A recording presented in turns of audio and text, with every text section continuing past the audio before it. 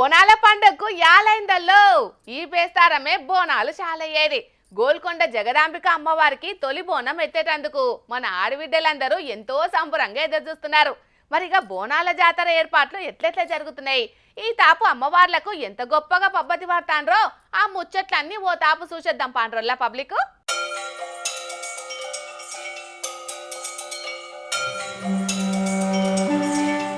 ఆషాఢం వచ్చింది, బోనాల పండుగ రాబోతున్నదిగా. అక్కచెల్లెన్లందరూ బోనం ఎత్తుడేనుల్లా ఎల్లుండి ఈ తాపు అంతకు మించనేటట్టే జరగబోతున్నది కదా బోనాల జాతర.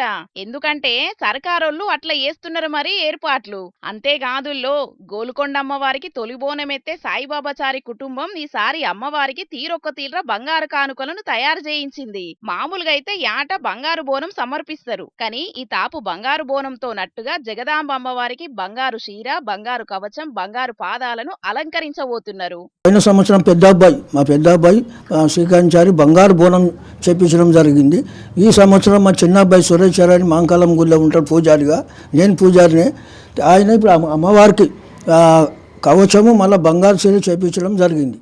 ఆ రోజు 12వ తారీఖు నాడు అమ్మవారు మాంకాలమ్మ ఉత్సవమూర్తులు బంగారు బోనము మళ్ళా బంగారు చీర, బంగారు కవచము ఇక్కడ నుంచి 12 గంటలకు బయలుదేరుతుంది.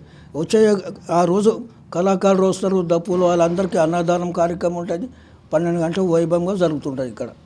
ఇన్నరు కదా, అంటే ఈ తాపు బోనాల పండుగకు బంగారు కాంతుల నడుమ ఎలిగిపోతుందన్నట్టే గోల్కొండ అమ్మవారు. ఇక బేస్తారం సంధి చాలయ్యే బోనాల పండుగకు ఏర్పాట్లు సుతం గట్టిగానే వేస్తున్నారులా సర్కారోళ్ళు. లక్షల కానంగా భక్తులు తరలిస్తారు కాబట్టి ఎవ్వలకు ఎసొంటి తక్లీఫ్లు రాకుండా క్యూ లైన్ల కానుంచి మొదలు తాగునీటి సౌలతి, పార్కింగ్ సౌలతి, చీమ చిట్టుకుమన్న తెలిసేటట్టు గట్టి సెక్యూరిటీని కూడా పెట్టి భక్తులకు ఏ లోటు లేకుండా పకడ్బందీగా చేస్తున్నారు ఏర్పాట్లు. మరి ఈసారి బోనాల జాతర ఎంత ఘనంగా జరుగుతుందో, ఆఖరి రోజున రంగంలో అమ్మవారు భవిష్యవాణి ఏం చెప్తుందో చూడాలిగా.